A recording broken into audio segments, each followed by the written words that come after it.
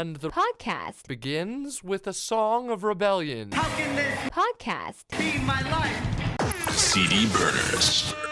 Well, today we have to talk about We the King's self-titled album. This album came out October 2nd, 2007. They claim that this album is actually called self-titled. Yeah, it's really funny because it just says We the Kings on it. I saw that. Well, Travis has this whole thing where he's like, all of our albums start with the letter S. And then he's like, but the self-titled is actually called self-titled. It's not called We the Kings. It's called He wants all this self-titled. stuff to start with an S. Yeah. Why? I don't know. I think that he might have thought of that later. And then said it. Yeah, because if you look at Spotify, We the Kings, the album is called We the Kings. It's not called self-titled. It's called self-titled, so fuck you if you thought it was called We the Kings.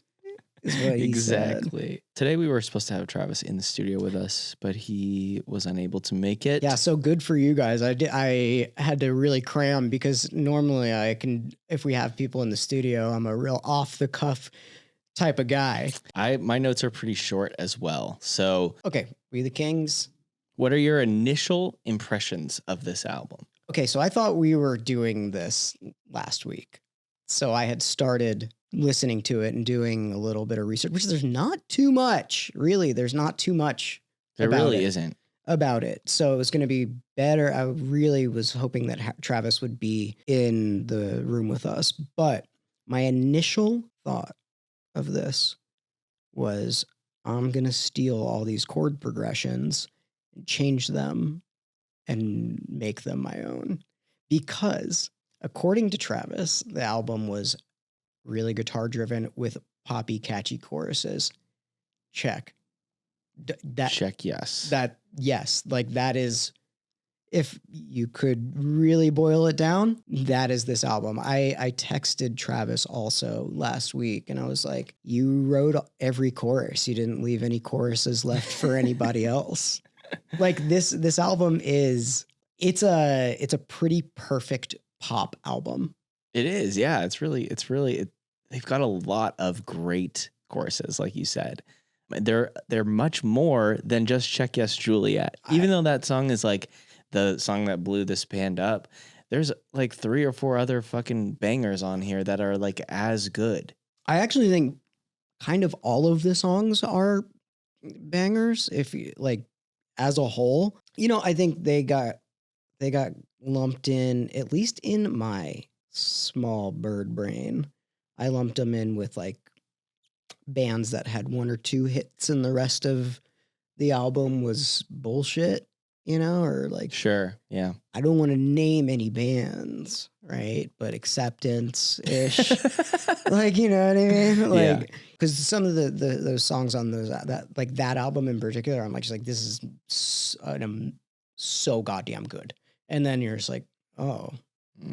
But this album, you're like, I had a fear that it was going to be like that. Yes. And I can tell you that fear, it's not real. And fear is just, what is it? What's the acronym? I don't know. This is some AA stuff. False evidence appearing real.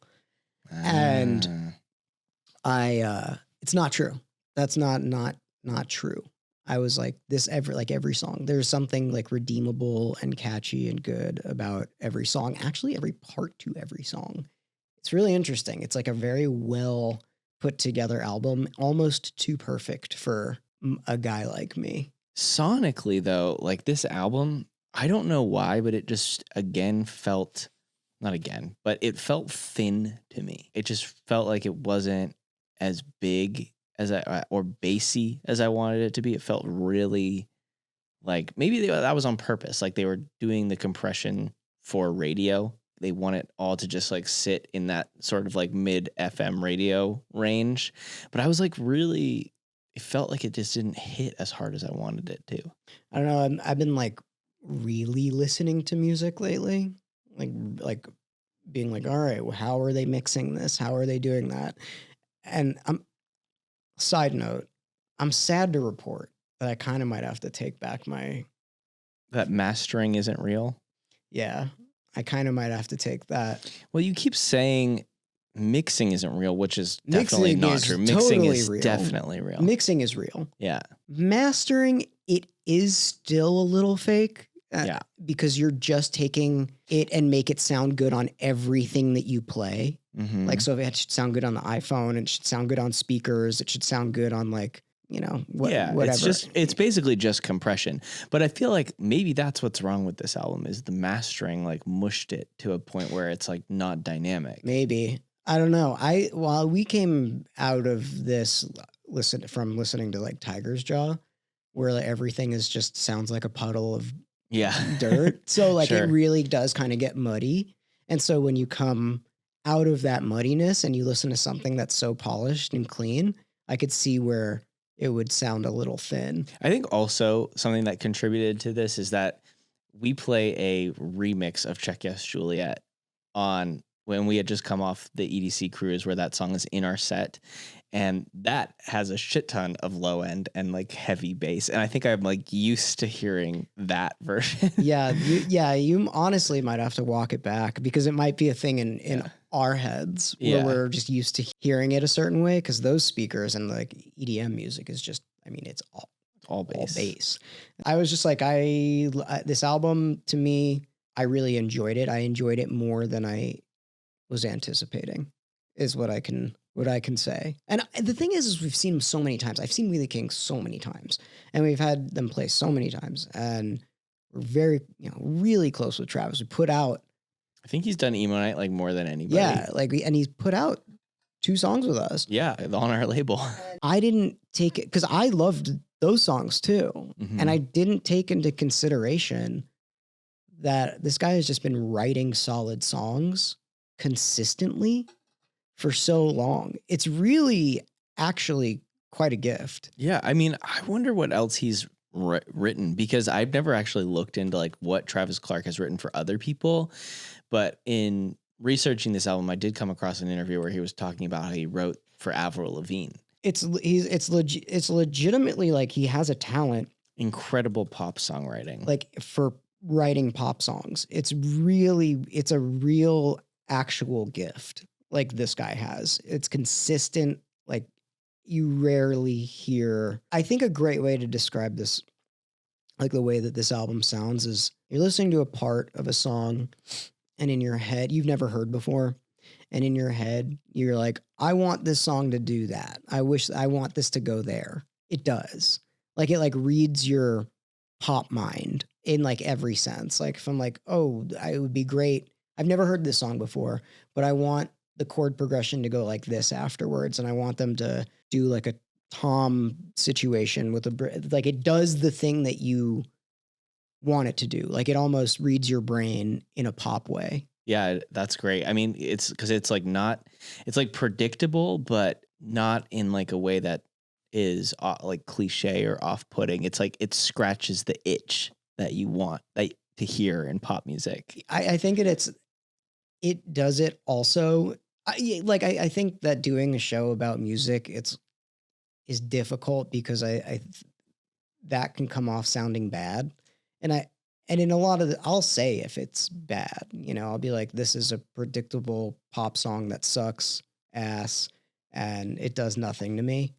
Like I do think that about a lot of songs. I really didn't think that about this. I think a lot of the things that we're saying they could sound cliche and vanilla and bad, but I don't think that this is that. There's a lot to be said for this album. Jumping into some fast facts here. Let's start with the chart data. It peaked at 151 on the Billboard 200, number 3 on Billboard Heat Seekers. It was certified platinum by the Australian Recording Association. Okay, mate. Check Yes Juliet almost didn't make it on the album. Did you hear about this story? I didn't hear about it. I'd love to know about it. But I feel like this consistently happens with these bands. A&R? They literally like had 10 songs done and they were like, that's it. That's the album. And he was like, wait, I wrote one more. And they're like, no, it's done. Like we have to submit it. He's like, this song has to be on there. And he really pushed for it. And they didn't have like the name for it. He's like, whatever, we'll like name it after. Like, I really just want to have this song on there. And they're like, okay, fine, we'll do it. And it was the second single that they put out. What was the first single?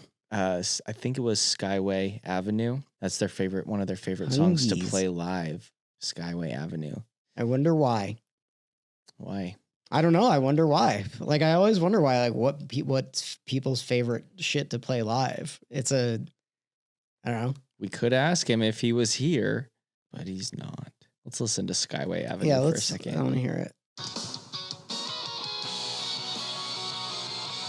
Walls are closing and let's make a run tonight. Blinded by the lights. Yeah, like it just does what you want it to do. Yeah, it's so good. Just does It's what really you want it good. to. It's awesome. And the harmonies are so tight. Dude. I had to actually check the credits of some of these songs Why? because I was like, oh, I didn't know that they had a dashboard feature. Oh, you think it sounds like Chris? Dude, I think he sounds so much like Chris. Really? I've never put that together. Listen to Put August Is Over on. Like I had to check the credits of like 3 songs. Really? Yeah. I've never thought that. You aside to the night. But you're so right. You crashed into me and I won't lie. I wish This sounds like a dashboard song. I had to fucking check. I know it's fun. It's like, that's the thing.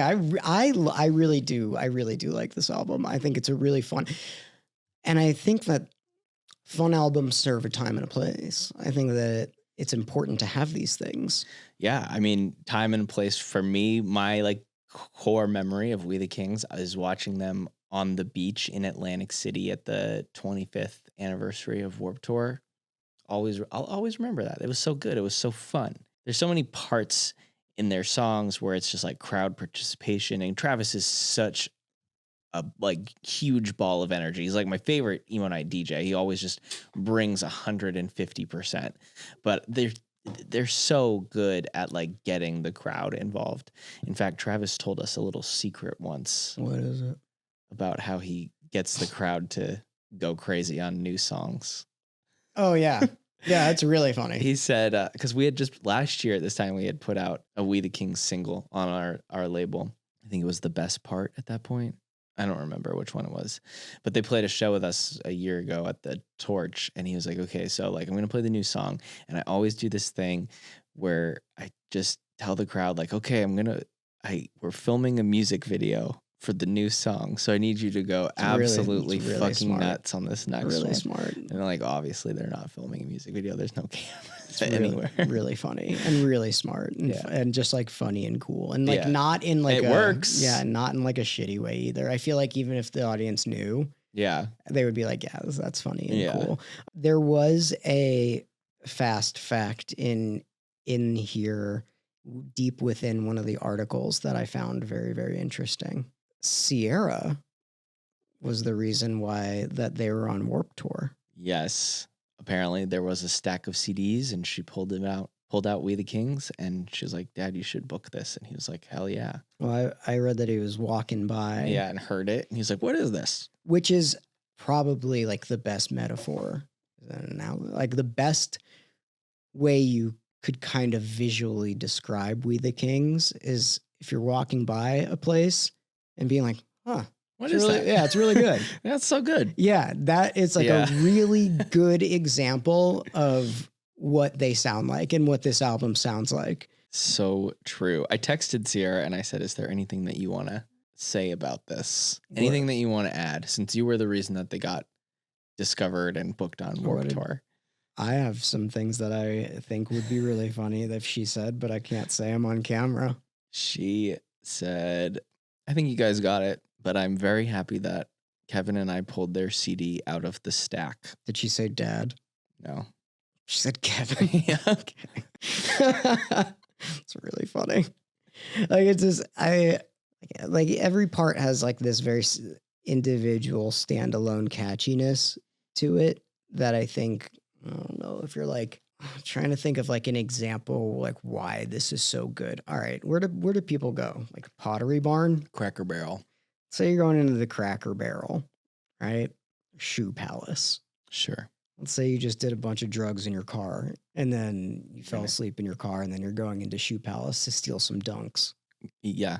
You know, like, Relatable. going into Shoe Palace, it feels like a soundtrack to like an upbeat, like a life where you're like, yeah, like it feels like somebody has a camera on you at all times, and you're like, yeah, fuck yeah. And then you put the shoes in the bag, and it's like a slow-mo thing where you're like running from the security guard. Yeah. It feels like We the Kings is and what Joni said, she's like, she's like, again, I think that the influence that this had on the Disney stuff was way more than it gets credit for. Well, full circle now, the Disney pop punk album features We the Kings covering a Disney song. I don't know what it was, but I have been seeing a shit ton of promo for this. Yeah, I see billboards all over the Yeah, I'm place. like, leave me away. I know. I want want it to leave me alone. Go the Distance, which I think is from like, I don't know. I'm not going to play it on here because that mouse is quite litigious. Yeah, that'll get ripped down real quick. They do a lot of stuff at Disney. Like they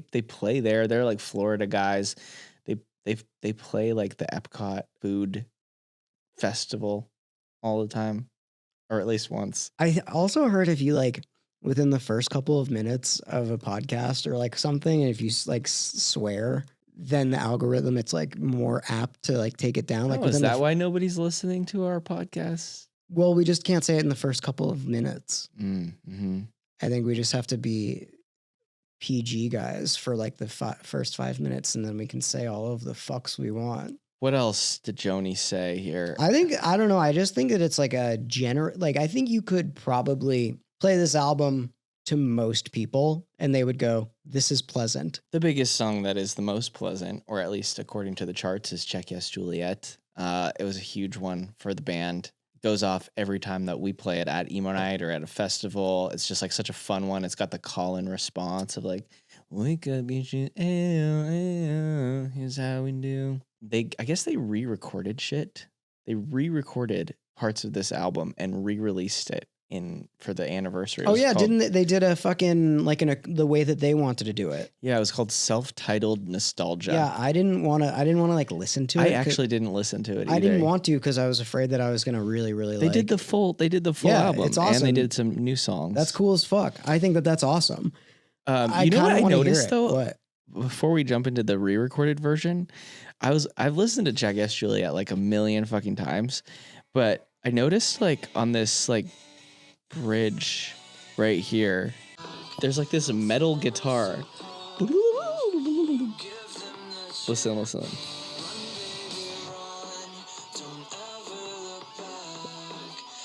Like somebody's like shredding. I literally have never noticed that. Right? Is that not the re-recorded version? No, that's the regular one. I wonder if we have the version. Like somebody's literally shredding metal Dude, guitar. I wonder And if- then when the chorus comes back in, the shred keeps happening.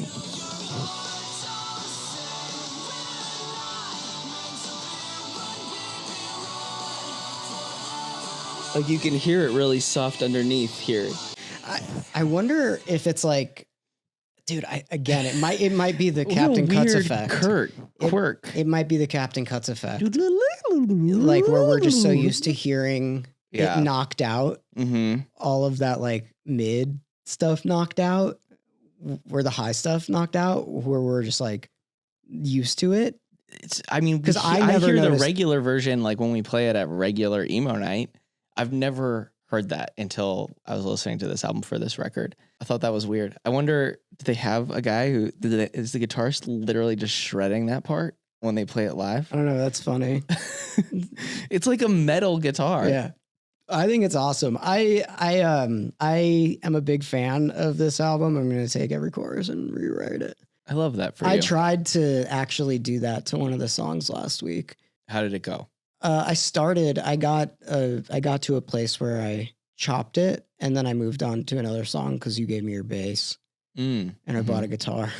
Nice. I went to Guitar Center. How was that? It's awesome. Going to Guitar Center and being like an adult is so fun.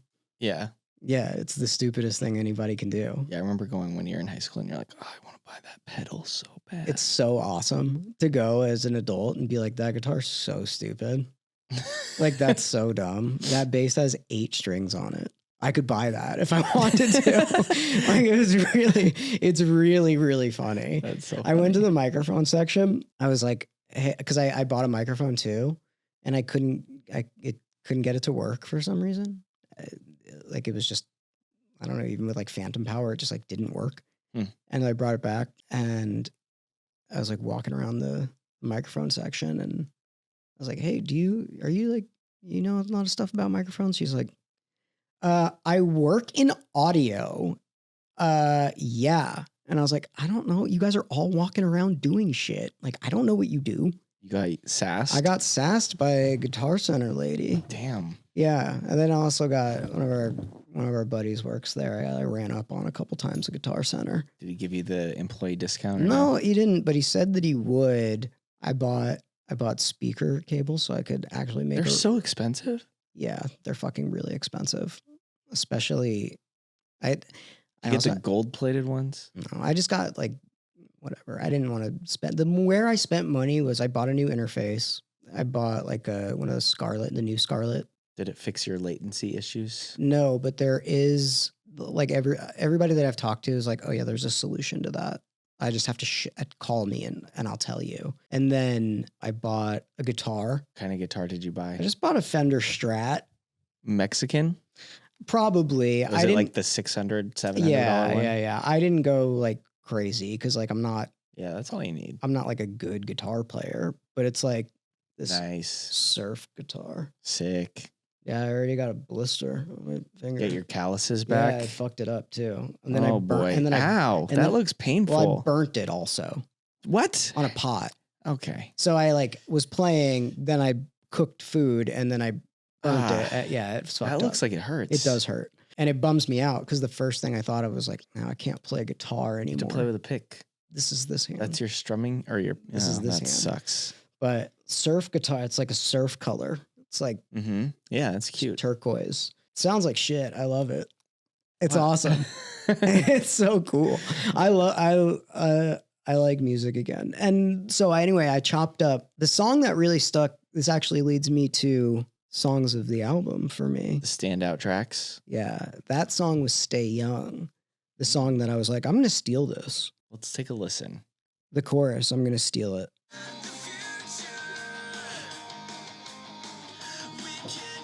You like this one because it sounds like Jimmy Eat World. No, I like the chorus. I like this part. Like,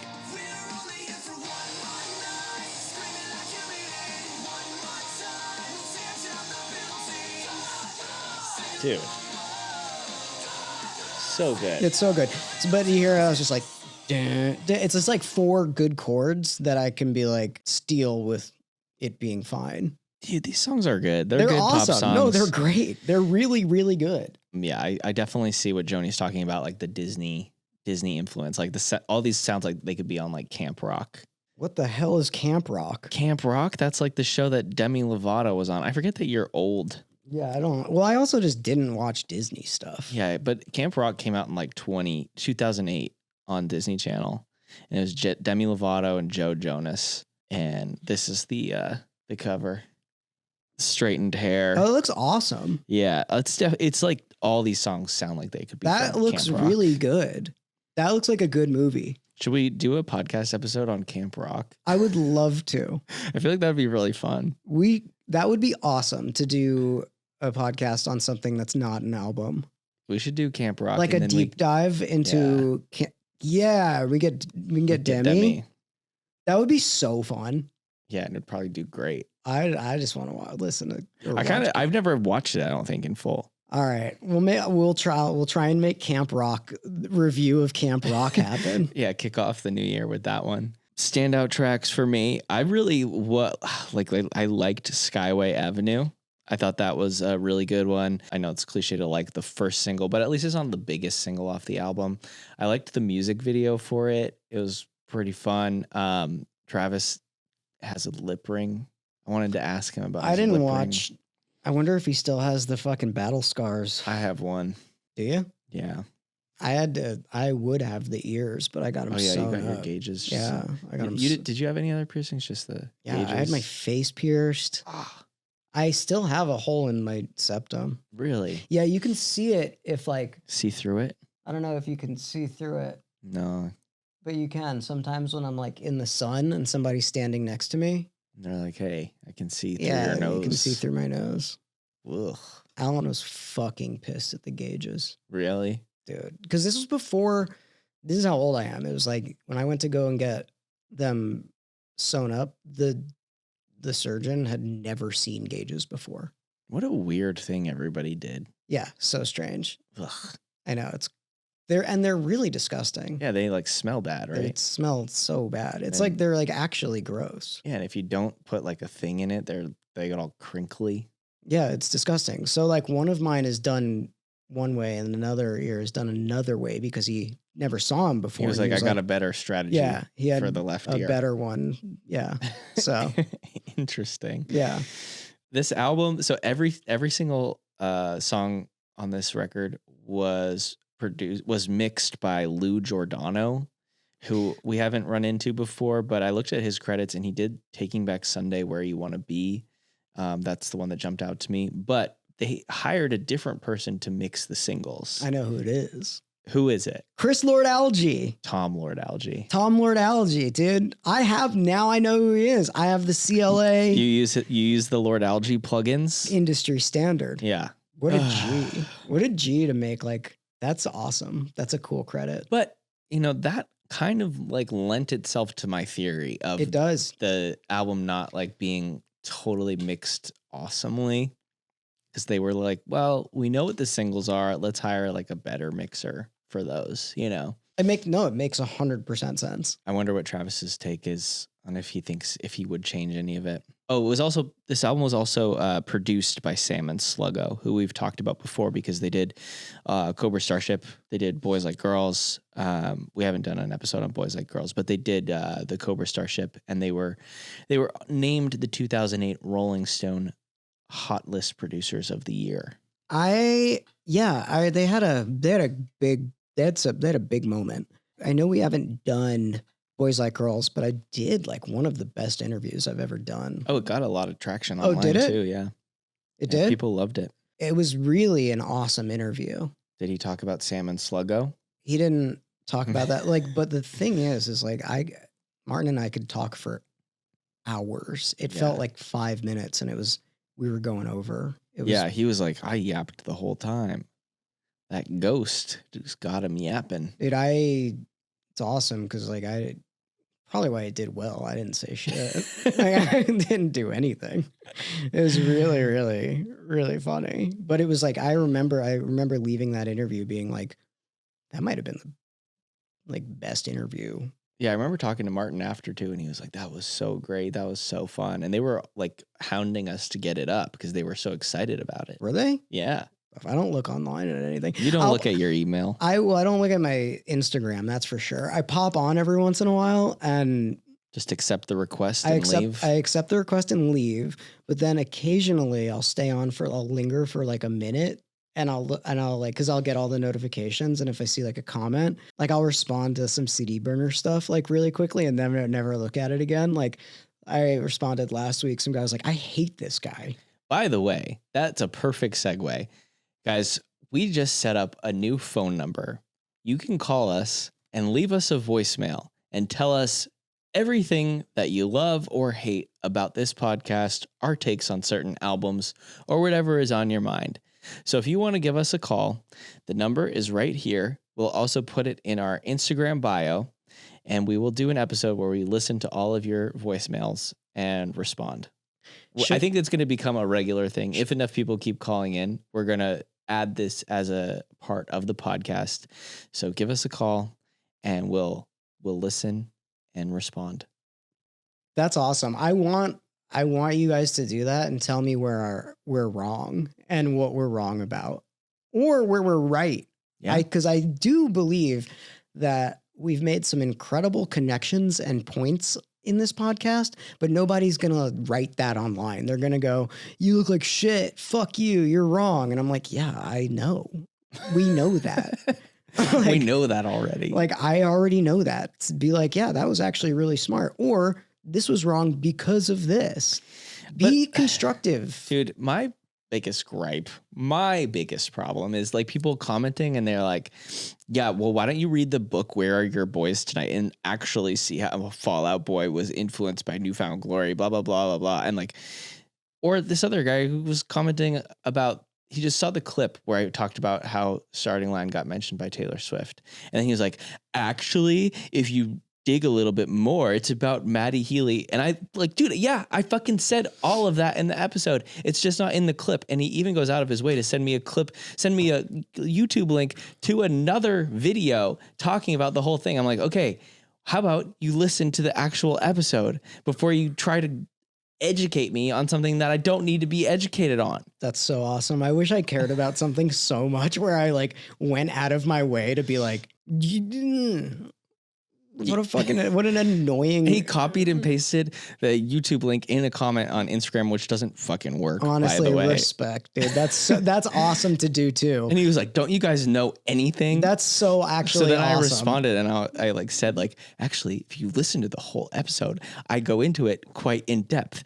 And YouTube links don't work in Instagram comments. Don't you know anything? Did he respond? Yeah, but it was just more shit. That's so funny. That's so funny to post be like, here you go. This is my first time online. Anyway, you guys have a lot of opinions, so why don't you give us a call? So do I. Express yourself. Call the number right here, and we'll listen. Doesn't mean we're gonna agree with you, but we'll listen. Should we like not listen to them first? Oh yeah, we should only listen to it on the episode. Okay, that's awesome.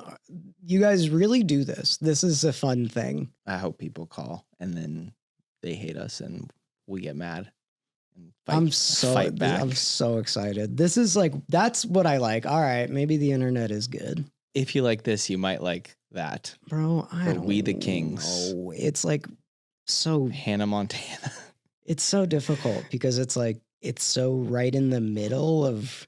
I was trying to figure out like a band that is really poppy but doesn't give pop, and I'm just like I was really struggling for this because it does sound. I know I've got one in me, but I wanted to do the right thing, give the right answer, and I just don't want to like give a bullshit answer. Unfortunately, is the thing, and I'm sure like it will come to me as soon as we leave. I don't know. What did you say? Because it could do like a fucking Cartel. You know what I mean? I could do that. That was actually like what came to me when I was listening to this for the first time. And you were like, oh, it sounds like Dashboard. But when I listened to this, I was like, wow, this is really similar to Cartel. Like they sound a lot. This sounds a lot like Cartel Chroma. Yeah, I just don't. I feel like people that are listening to this know that. No Cartel. So I'm like trying to. Joni wrote a good one. I don't know if it's Life's Going Great by Games We Play. I feel like that's a little bit more goofy though, and a little bit more self-deprecating, but at the same time, they're really good pop songs. Fuck, dude. I'm like going through all of my stuff, my old playlists for K-Rock, because I'd always try and put a bunch of shit on there that like hopefully nobody would know, and I can't. This actually might be a kind of a good problem. Boys Like Girls is a good one, but you know, that doesn't solve what you're talking about, like a more obscure. Yeah, I really try to do that. I try to give something that people might not have heard. And like, you know, I just don't want to go on Spotify and it's like, if you like this, you might like this. I would try and dig a little bit more under the surface for that. And so I don't actually don't have one. Camp Rock, Boys Like Girls, Cartel Chroma. Man, like State Champs is coming to mind, you know. But it's Sure. like we know that. I'll be back next week with a band. When we're talking about a different band, yeah. Sure. I'll be back then. All right, guys. Well, thank you so much for listening to CD Burners. And again, make sure you give us a call at the phone number. Leave us a voicemail. It's totally anonymous, so please just let us have it. While you're at it, give us a fucking review on Spotify. Yeah, even if you hate it, put like 5 stars. Yeah, just for fun. Like, just do it. Who cares? I'll review something that I hate of yours for 5 stars. Come on. I'll do it. If you guys do a 5-star review and you can just like put a little wink at the end, that will be like, I'll I know actually you hate actually hate it. I will go on whatever thing you do and give it a 5-star thing. I and love a give it- good hate listen. I Little do wink. too. Dude, I listened to the entire. Who was that fucking douchebag I listened to? That one podcast. Oh, what's that guy's name? Yeah, that guy. The same podcaster who hates Emo Night, and we talked about it on the starting line episode. A lot of people were commenting like, I wonder who the podcaster is that hates Emo Night. Oh yeah, no, I hate listened to like a couple of episodes to be like, maybe I was wrong. Maybe he was just a fucking dumbass in this one. No, I put him on the other day to listen to his interview with Tiger's Jaw, and I could not make it like 3 minutes. It's embarrassing. Yeah. It's really difficult to listen to how a word we can't say on here he is. Dude, he sucks. I have a good one actually. Okay. This Phoenix TX. Do you guys remember them? You do. Who are they? It's more like old Blink, but I'm trying to go a little bit obscure here. And this isn't even that obscure. It was like on the radio. It's way less polished. I know. Well, it's like, but the choruses were good. It's way more like punk too. Yeah, I was wrong. I'm wrong, you guys. I don't That's think okay. that's it. It's okay to be wrong. I'm just trying to do something. We appreciate the effort. I'm going through all of my shit. I'm wrong. Happy to be wrong. Always happy to be wrong. If done in a nice way. The Downtown Fiction. Oh, I know that, man. You do? This has 70 million streams. Dude, I think what did we do when I was in a band? I think we like played shows with them, I think. Like with the Skins. Interesting. Yeah. It was the Downtown Fiction, Acceptance, and It literally might have been them on that show. Scouts. Okay. Goodbye, everybody. Bye. Oh, hell yeah, dude. Yum. I can hear the kids. They're outside too. That's the craziest thing. Really? I was like, Daddy's got to do an interview. Can you guys just chill outside for a little bit? And somehow they got louder. Do they kick it up there with you for like? They do. That's fucking so cool. Yeah, if you could kind of see the whole, it's like it's an extra living room. So they come up all day long whenever I record, especially when I'm doing vocals. They like to get really loud. Yeah, it seems to be like the reasonable thing to do. No, I'm not even kidding. Like every record that we've put out over the past at least 5 or 6 years since having kids has had some in one of the vocal takes, like one of the kids like screaming or laughing or slamming the door. Like there's, like the Beatles were always like smoking weed, and giggling in the background of their vocal takes. Mine sounds the same, but I know it's just a bunch of little kids. With Alien, you did it on purpose, right? Yeah. Well, yeah, that was intentional. Yeah, that was intentional. I'm talking about the unintentional, things. Are there parts in some of the songs that hi? They heard us talking about Did you them. guys hear us talking about you? They were like, hey, look, can you guys be quiet for a little bit? And they were like, that's my cue to come in. Hold on, I'm on an interview and I'll come hang. I promise. I love you. Yeah, ask mommy. I love you. Do you are there parts in, so you know how you're like every album there are kids on it? Are there parts that you're like only you know where it's at and like it's not really noticeable to? So this is a fun like Easter egg. There's a song called Ride on our 6th album. I think it's on. Hold on, let me double check because it's probably the most noticeable. No, it's on our 7th album. Wait, no, 6th album. So WTK 6 is what it's called because we got lazy and didn't want to name it, but it's called Ride.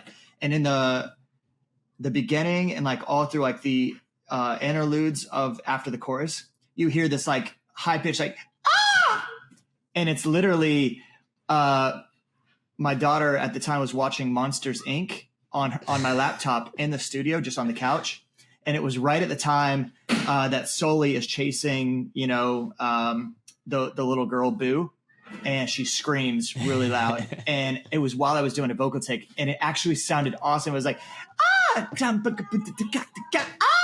and so I layered it in to the track, but it's very noticeable, and I'd probably get like a cease and desist if they ever found out that that's what I was sampling. Yeah. But yeah, there's a lot of them. There's a lot that are noticeable if you know what you're looking for. But I would say the majority of the time that people would just be like, oh, that's Travis just being like, It's really interesting that you said if that's what you're looking for, because, you know, we went back and, you know, we've been doing this podcast for a minute now, and we go back and listen to all these albums, and yeah, TJ noticed some shit on this album that he's like, dude, I have heard this fucking song, if not thousands of times, and I've never noticed. On Check Yes Juliet, the first time I've ever noticed there's like this crazy fucking metal shredding. Like, I wish I could say that I played that on guitar. It's not even a guitar. It's a synth. Is it a arpeggiated, synth, like arpeggiated thing? But I did try to recreate it, and I was sitting there because, you know, that record from 2007. So we probably tracked it in 2006, maybe the end of 2006 into 2007. It's a long time ago. So I'm trying to figure like on the synth, like what I actually played, and I can't remember it for the life of me.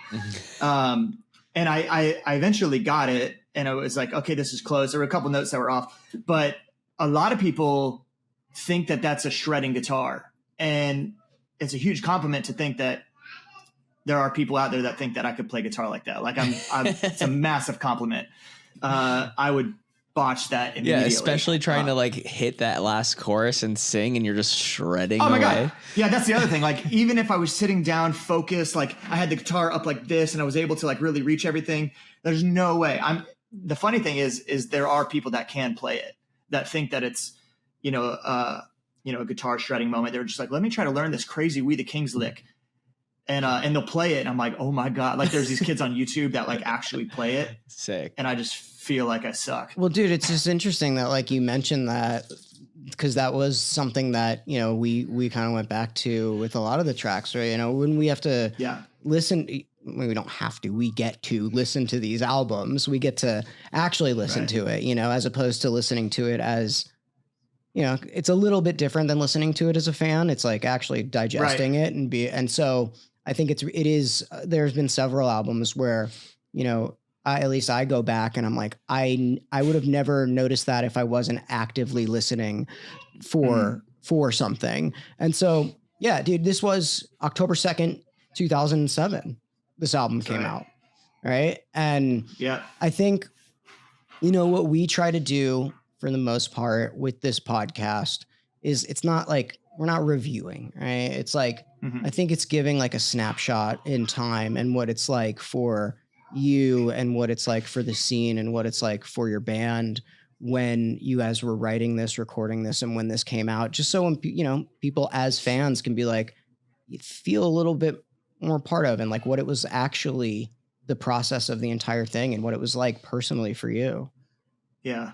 Well, there's a couple of things that we haven't really ever like talked. We've told people if they've asked, but there are so many cool things about that. That was our first time leaving the state of Florida and going to New York and co-writing. So like co-writing is this thing a lot, maybe people that are watching and listening don't know, but it's where writers get in a room and you write together. And it's a lot of times it's not writers that are in your band. It's other producers or engineers or and you get in a room. So I was working at the time with Sam and Sluggo, which is Sam Hollander and Dave Katz.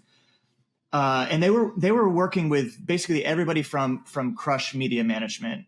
So everybody from Fall Out Boy to Gym Class to Panic, they would go in and they would write for all these people. So they were honestly the best of the best, and not to mention like great people. So we spent a lot of time together writing that first album, and I was unfamiliar with the co-write. So the majority of the time for We the Kings, it was just me writing. Right, because you were how old? How old were you during this? This was I was probably 21, but we started the band like at 15, right? And we were just like the local band scene, things like that.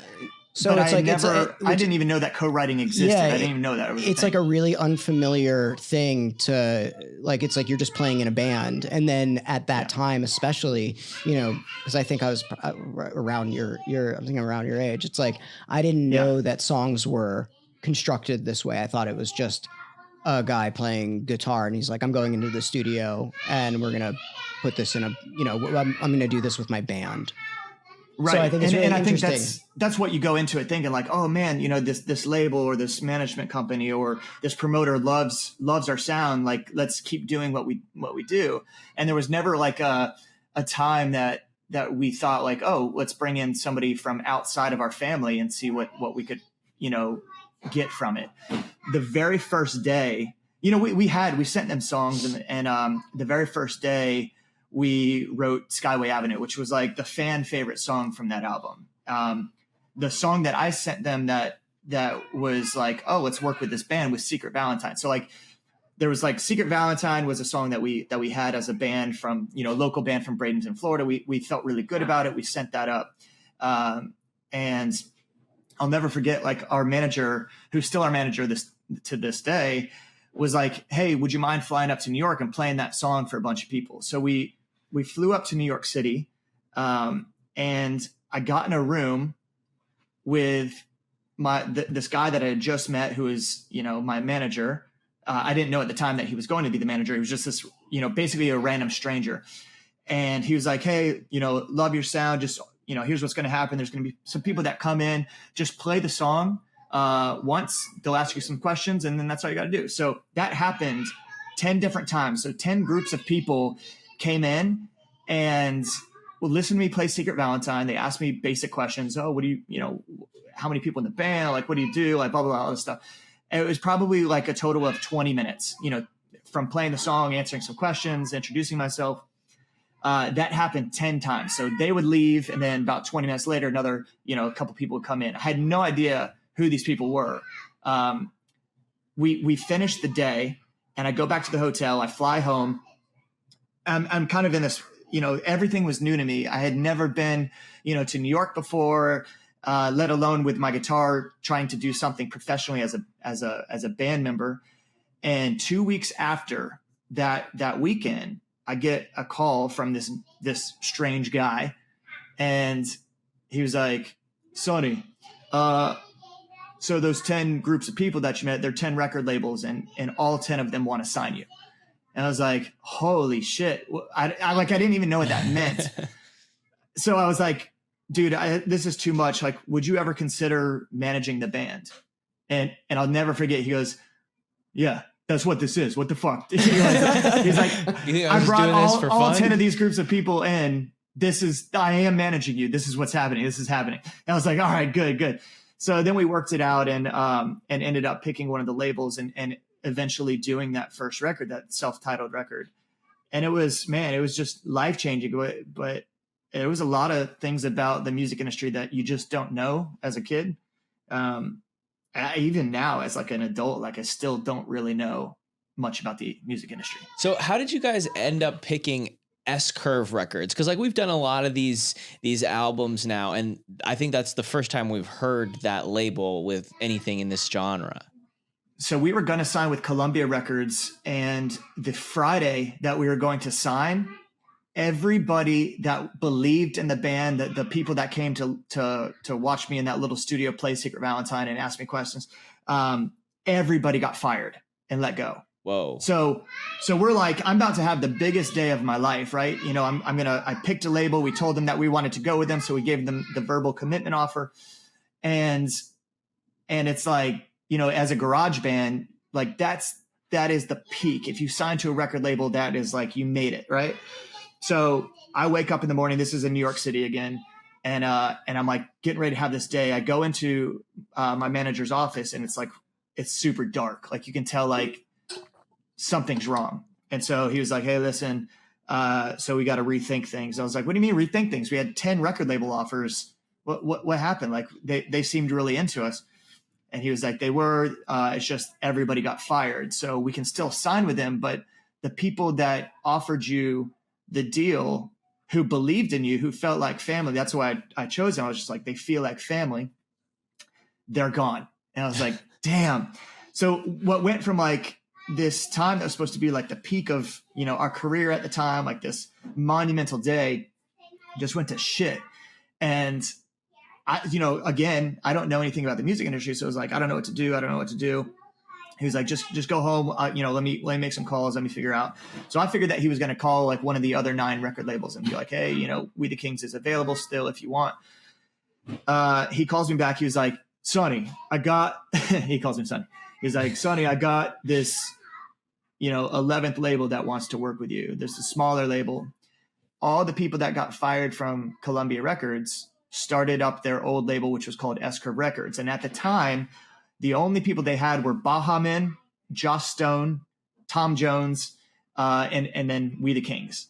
They ended up adding Andy Grammer. So there was like an artist from different walks of life. That with Columbia, they had a lot of like, pop punk bands, pop rock bands, alternative bands like that we could see ourselves signing with and doing a record and touring with those people. S-Curve Records is like, shit, does that mean we're like going to go on tour with Baha Men or Tom Jones? Like, what does that even look like?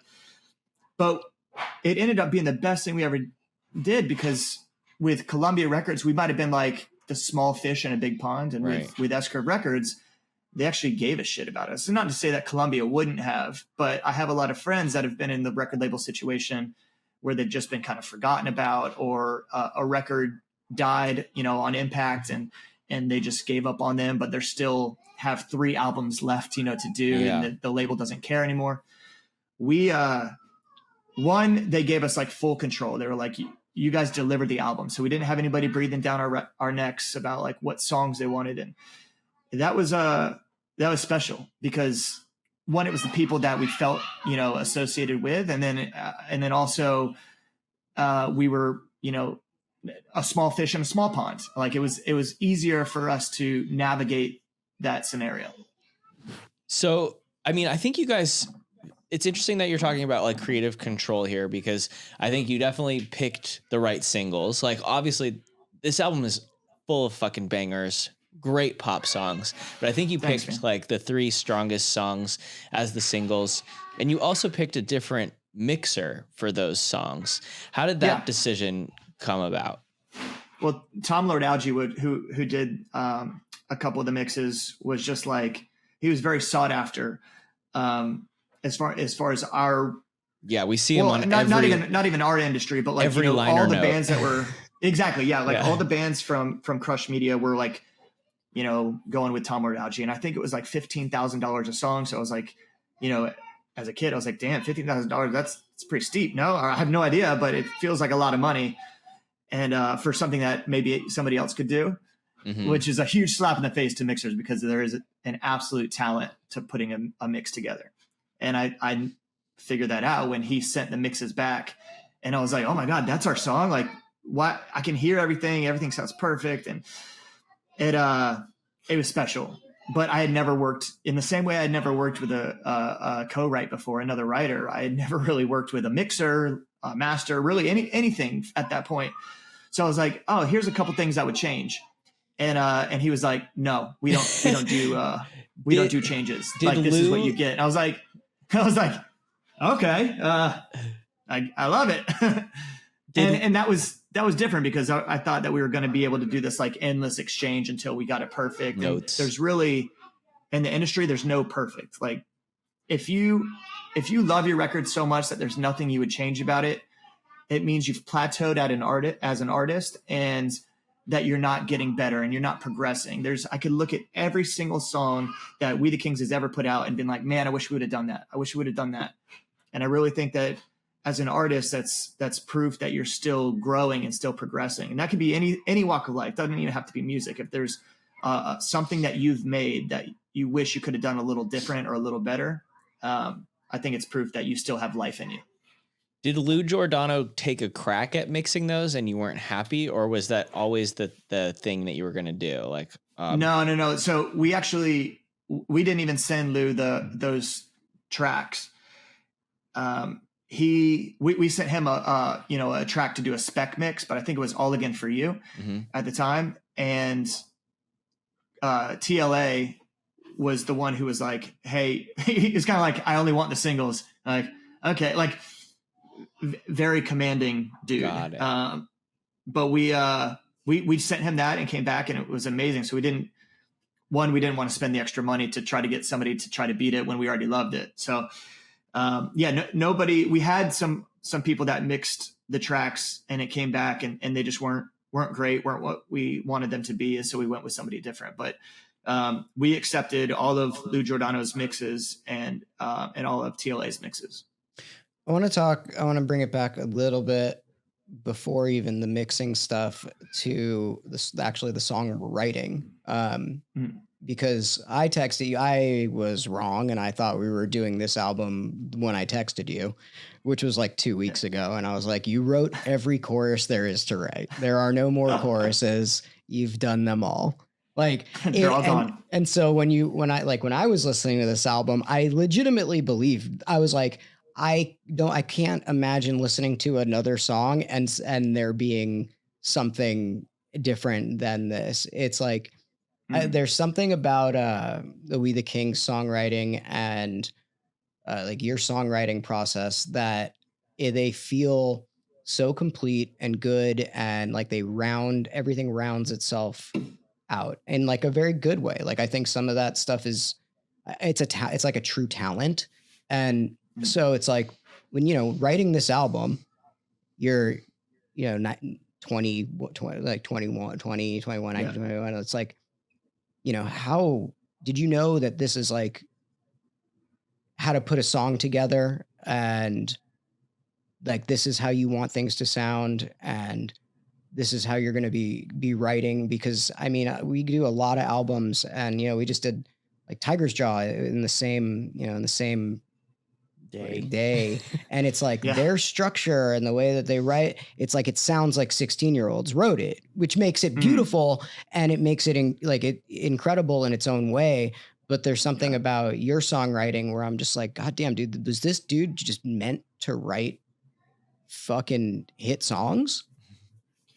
I mean, honestly, I have to give credit where it's due, because when I went into those co-writes, one, I felt comfortable. I felt comfortable enough to kind of be vulnerable. I felt comfortable to the saying is dare to suck, which is amazing in the co-writing room, in the writer's room. If you have an idea and in your head you're like, oh shit, this might suck, you have to dare to say that thing and dare to have a really bad idea. Because it might not be bad. It might just be in your head, because we're all so self-conscious as writers. It's part of the job. But also if it is bad, it might lead them to be like, oh, but that's what we could do is this, so you really have to have that ability to feel comfortable in a room with one or two other people to dare to suck and to really collaborate and bring together this thing. It's like when we did the best part in Alien with you guys for Grave Boy. It was cool because we had all these ideas. Like you guys came with so many ideas, and that got me thinking about ideas. So I sent some ideas, and then we just, friction makes fire. We start having these really cool things. So I really do believe like that record would not be the same had we just done it by myself. I really want to make sure I give credit to them, because it was just awesome. They fucking killed it. But I always started with the choruses and kind of worked backwards. So I was like, if we don't have a chorus, we don't have a song type thing. Sometimes it would be like, like a guitar part or something like that. There was like, this would be a sick intro, but the majority of the time it was a chorus that felt so good. Right. We ended up for that record, we did the 10 songs and we had everything combined, and we were going to release the record with 10 songs, and Secret Valentine was going to be the lead song. And a lot of people don't know this, but Check Yes Juliet, I went home and I was just like, not home. I went to the apartment in New York City. I was in like a place of just like shock and awe. Like we had finished our first album. It was going to be like released and in stores. And I was honestly, at that time, I was probably in the best state of my life. Like I really felt accomplished. I felt proud. And I pick up the guitar and I start writing. And about 15 minutes later, Check Yes Juliet's done. And so I was like, guys, I sent everybody the song. I was like, guys, I have one. And they were like, well, we'll put it on the next record without even listening. I was like, let me just come in and track it. So we track it. This is that same day. Right. And I showed it to them. I was like, guys, I think this is really good. Like, I think, again, I don't know anything. So like, is it good? Maybe. Is it not? Am I daring to suck? And it was one of those things. Like, I was like, no, I really think that it should be on this record. I think there's something special. Like, it doesn't have to be the single, but I think there's something special about it. We had the co-writers, Sam and Dave, come in, and we turned this thing into an undeniable banger. And still, the label is kind of like, we'll put it on the next record. That can be the lead singer for the next record. And I was like, what if we don't get a next record? It's got to be this one. And they were like, well, we're supposed to go to release it in August. We'd have to push it back, and then you'd be releasing that album in October, on October 2nd. And that's right when all the fourth quarter releases out there. You guys will get buried by every big band alive, every big artist, not even band, like just every pop artist, everybody that's releasing music in that fourth quarter to try to get the Christmas sales and the Black Friday sales. So I was like, fuck it. I don't care. I don't care. It has to go on this album. Like, I started like snowballing, and I was like, it's something special about it, something special about it. So they're like, they talked to the manager. My manager was like, dude, do you really want to throw it all away for this? They could pull the record. And I sat down and I was like, dude, I really think we do. Like, I really think we have to like put our foot down. So he calls him back. He was like, yo, Travis, not budging on this. I don't think there's anything we can do. And they're like, all right, we'll get back to you. So the next day they were like, okay, new release date. It's October 2nd, 2007. We're going to add Check Yes Juliet. It's going to be the 11th hour song. And up to that time, people were still Secret Valentine. And then the label heard it, and they're like, holy shit. Secret Valentine, Backseat, Check Yes Juliet, first single. It got iTunes download of the week. So it was given out for free. And I think it was 780,000 people downloaded it for free. And we were some young band. They pull it off download of the week, and then it just skyrockets up the chart. And the whole time I'm like, holy shit, I didn't realize I was like betting our career on that song. But it almost didn't exist. I've seen so many bands put their first album out and then they're done. Like, Check Yes Juliet almost didn't exist. And that's crazy to think about, because 16, 17 years later, it's still one of my favorite songs, one of the favorite stories that I've ever had in the studio.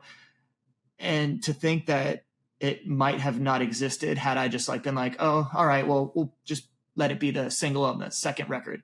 That's terrifying. It's honestly crazy. Terrifying, because it led us to this. It's so awesome it's such a, like, I don't know, it's like also inspiring and like justifying story to be like, all right, the thing, I know this about me. I know this about my band. I know this about my ears and the way that like this will be received, and to actually have that go through and, forgive me, check all of the boxes that it did the thing that you wanted it to do, has to be, seriously the best feeling in the entire world, to be like, to just go like, I was right, record label. I was right, everybody. It's like my favorite thing in the entire world, to just be like, I was right.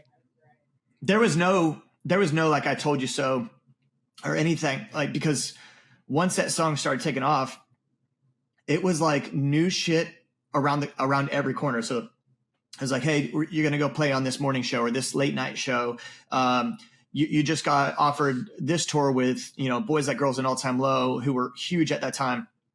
And that was like our first, tour. Everything was coming around the corner that I didn't even have time to be like, man, I told you so, because honestly, if you would have asked me like, hey, Trav, like, are you sure you want to do this? Are you sure you know what you're talking about? I'd be like, fuck no, I don't know what I'm talking about. Like, music is so subjective to the listener, and it's creative art. So it's all opinion based. In my opinion, Check Yes Juliet was the hit from that record. That didn't mean I was right. It's just, and there's plenty of people that probably don't like Check Yes Juliet and like one of the other songs better than that. But man, I was just like, I was so called to do that. And when it did take off, like I still had the self-awareness to be like, all right, there's a lot of shit that I don't know, but I'm glad that this worked out because I wasn't ready to like stake my career on that, I mean, dude, it's what a very, very cool thing to hear. It's really, it was actually kind of difficult finding stuff about this album in particular. There's not a ton online about stories like this. Is what kind of why we do. Yeah. I think the story that you just told is pretty much like the reason why we do this podcast. Yeah, I knew you had to fight for it, but it's really interesting to hear like how close it actually came to to not being on this record. I mean, and you know what it did was it kind of gave me the confidence to fight for things like from that day forward, you know, to fight for Check Yes Juliet, and then to see that it actually worked out when a lot of times it doesn't. There's things that I fought for that don't work out, but it did give me that confidence to just ask the crazy questions, you know, see if we could do that, put my foot down for things. And that confidence is everything in the music industry. It really is. You know, if you really feel like compelled, and that something, especially with the creative art world, is something that needs to happen in a specific way, it's coming from somewhere, man. I honestly, like, I really felt like it was just like absolute like divinity. Like, it was like that. I was like, this is my moment. You know, I talked to the rest of the guys in the band. They were like, dude, this song's great. Let's, you know, like, it's got to be on, you know. So I had people that were like behind me and had my back.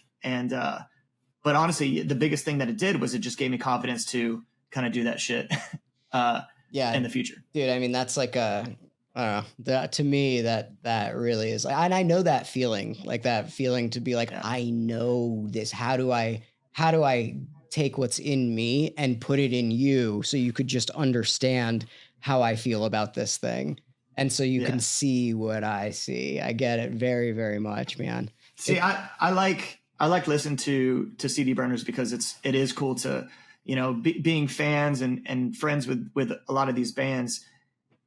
A lot of time you don't hear those stories. You don't hear the kind of the struggle or the almost didn't happens, you know?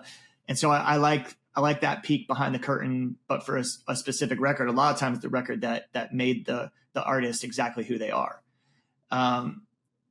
And it's funny because you don't get asked those questions. You know, it's a lot of like, you know, where'd you get the name We the Kings? Yeah, you're like, okay, our middle school got it. Just Google it. Just Wikipedia. Literally just Google Wikipedia it. You'll see it dude. 10,000 times.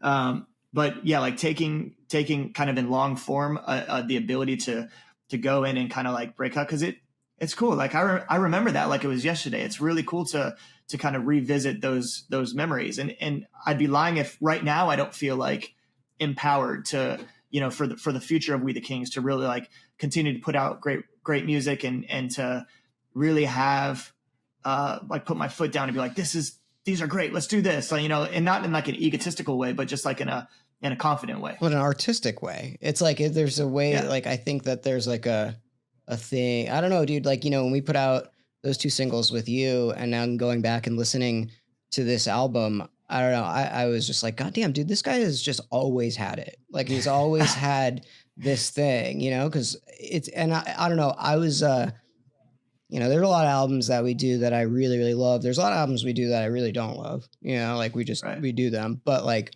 you know, talent is talent. And this was like one of the ones where I was like, I didn't realize like how talented you were and the band was. Like, I just didn't, you know, I thought of you guys as, you know, our friends and homies. And you know, the trajectory of like your band and this and songwriting. I was just like, I was very impressed. Like I was like very impressed. And I think it made me look at, you know, you guys and this album in a completely different lens. You know, what's interesting is that when we came out with this record, we were trying to figure out like what lane we were hitting. And the interesting thing was we never were fully accepted by the scene, which was the scene that we loved. And we were also never really accepted fully by radio. So we were in this like purgatory of, okay, like some of the scene loves us, but we're not, the scene isn't claiming like We the Kings is ours. And then radio, we were one of almost no bands that were on radio. So radio was like, it's kind of a weird, you know, pop rock band. Like we're not, you know, we don't really fully accept them. Like we take Katy Perry and Gaga and, you know, and JT at the time. Like that's who we were fighting with there. And then in the scene, we were fighting with all of our friends' bands that never had the radio opportunity, never had like that, you know, I guess like for lack of better terms, like the mainstream success. We're never on like late night or Good Morning America, that type of thing. And it was a real weird thing for us to navigate because there weren't many other artists that had that. A lot of the artists were claimed by the scene or claimed by radio. And usually if you were claimed by the scene, radio didn't take you. If you're claimed by radio, the scene didn't take you. We weren't claimed by anybody. So we're just kind of like, who, like almost like nobody likes us and everybody likes us at the same time. And we were trying to navigate like what that meant. And that's like a crazy where thing you to like where you belong. Like where do we Exactly. where do we belong? And I think that's like what an interest. I never thought about it that way because like like I listening to this album, I'm like, dude, these are fucking pop songs. They are part of the scene. Like that is both of those things are true. And I think what it's important to know is like I think if we were to tell this story now in 2024, 25. Like the things that existed back then kind of, I don't know if would still necessarily be the same. Like, I don't know if that would exist. Like, I think you can be pop and be part of a scene. I think you can be seen and then the radio, if it exists, whatever, fucking would take you, mainstream would take you. And I think the important thing to really take out, like, the context and the time of this is really important to that feeling of like, what you said, purgatory and like where we belong. Because I think that is, it's like very, very, it's hard to explain to somebody who wasn't there what that feels like and what, like, I mean, that's 100% right. Because at the time, if radio played you, the scene kind of denied, like they were like, we don't want, it basically like if the radio played Check Yes, Juliet, and then some random girl at Abercrombie and Fitch was like, oh my God, it's my favorite band. People in the scene would be like, ugh, and so, which we obviously we love and appreciate every single fan. So we were trying to like figure out how to cater to both without being accepted by either. And that was tough, man. It was really tough. Now it's different because, radio in a lot of ways has fizzled out. And now it's more like virality with Spotify and even TikTok, like things like that really make your song special. But you're right. The context is everything. Because in 2007, 2008, 2009, if you had a song on the radio, it was guaranteed platinum, meaning that 1 million people cared enough to buy your song, which catapulted you into a whole nother stratosphere. But it turned you from playing like the coolest, like grimy clubs to like the nice theaters. It was very different. And that, looking back on it, even at when we were young, just came through and through Vegas, and we were able to play every song from that first record. It was really cool to see like which songs went nuts and which songs were kind of like less nuts, but there was like specific people you could tell like, oh shit, this was their favorite song on that record. That person's going nuts. And it wasn't Check Yes or Secret or Skyway Avenue. And it was just like one of the kind of the... Actually, which one, do you remember specifically which one it was? Because like there was a song on that album that like really stuck. That was like, I could not stop, get it out of my head. And I was like, then I looked up the chords and I was like, okay, I'm going to steal this song. I'm just gonna like steal this one. Do you remember like which ones? So I remember having a very intentional thought for both All Again for You and August Is Over.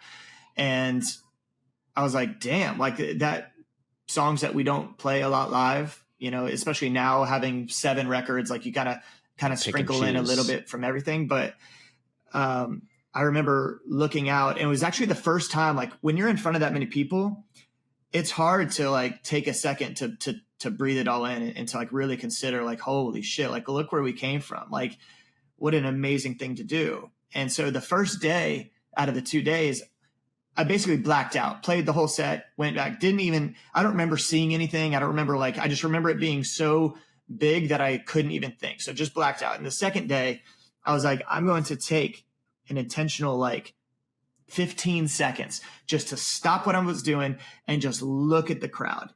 And that kind of, I don't know, that kind of looking through that lens gave me every single song. I was conscious and intentional about like looking out.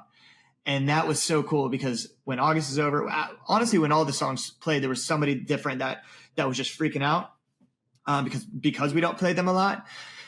But it was so cool, man. And I feel bad that on that Saturday that I didn't take the time to really like look out and take it all in. I'm glad that I did the second day, but yeah, those two songs I do remember like looking out and seeing like a pod of people, like a group of people that were just going way more crazy than they should have been. I love that. Well, Travis, thank you so much for joining us on the pod. I don't want to take up too much of your time. I know the kids are anxious to get back to playing with their dad, but it's been really awesome chatting with you and, you know, listening to this album a bunch of times and like really taking a nice active listen to it. It's a great record. And thank you for sharing so much about, you know, what went into it. It was really interesting. And I'm sure everybody's going to love this episode. Yeah, and like I said, like Yeah. I you know, viewing you and the band in like a completely different lens. I think that it's really important, you know, when we do these albums, like I hope that people kind of take a look at these albums and these artists in a different light, because it, you know, it also revitalizes like like I started to like music again, dude. Like there was like a That's time awesome. and place where I was just like podcasts, like I'm done. Like we work in music. I'm so sick of this shit. And, Right. you know, uninspired. And now, you know, grateful for the opportunity to actually enjoy and like, and listen to music in a completely different way than I was. So, you know, this album I is really feel that because when we play the same songs over and over and over and over again, you would think that at some point you're just like, the song I've played it too much. And I feel grateful that hasn't happened. We've played Check Yes and Secret and Skyway Avenue, like honestly more times than I can count. And every single time that we play it, I find excitement. I get nervous. I find something about it that just makes me so in love with music and so grateful for the journey that we've been on. So I feel that same exact way. Like, you know, there have been times where like maybe touring has been like too much, but like never playing the songs. Like that's never part of the tour that I've ever felt has gotten exhausted, you know? So I don't know.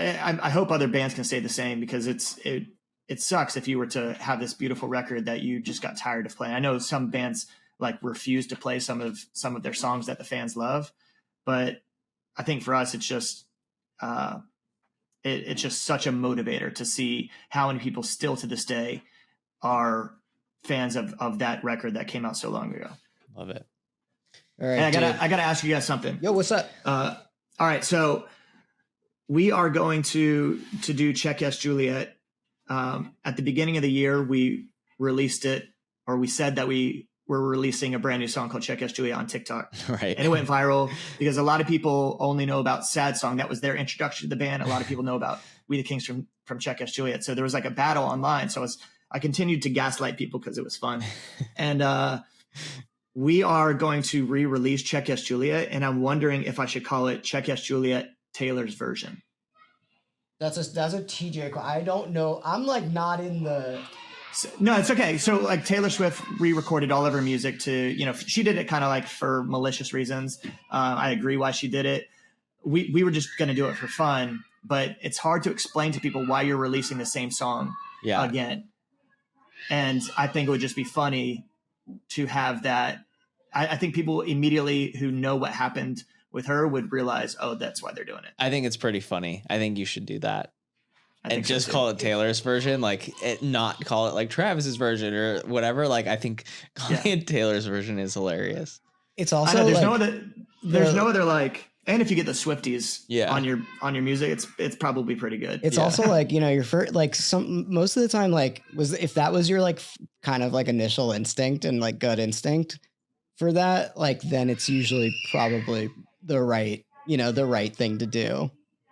It was 100% my instinct, and I was like, oh shit, that might not be right, because I've said before that Taylor came up to us at an MTV TRL finale and was like, "Are you Travis from We the Kings?" And I was like, "Yeah." She's like, "I just want to say Check Yes Juliet was my favorite song of the year." And then, you know, a few months later, her song Love Story came out that was, you know, Romeo and Juliet based. I was like, "Oh, that's awesome. If we were ever part of the inspiration for her music, it's pretty cool." That's super cool. So there's layers of the Taylor's version that I think will also be gaslighting in different ways. She's an emo kid. Like we just I know did she the is. episode on the starting line and got into it a little bit. The Swemos are out there. That's a great title for these people. I love it. All right, dude. Well, it's been really, this is really nice. It's been taking everything for me to not ask you about like songwriting and shit, because I've just started to like fuck around with Ableton a couple months ago, and I'm like getting very much back into it. So it's like trying to stay on topic, but I'm going to text you some shit. Yeah. We can do part 2 later on. Yeah, I'd love to. All right, dude. Have a great weekend. Thank you so much again. We really appreciate your time. Yeah, we appreciate you. You know I love you guys, and to everybody that's watching and listening, thanks for all the support from everybody in We the Kings. We appreciate it. Awesome. All right, man. dude. All right, peace.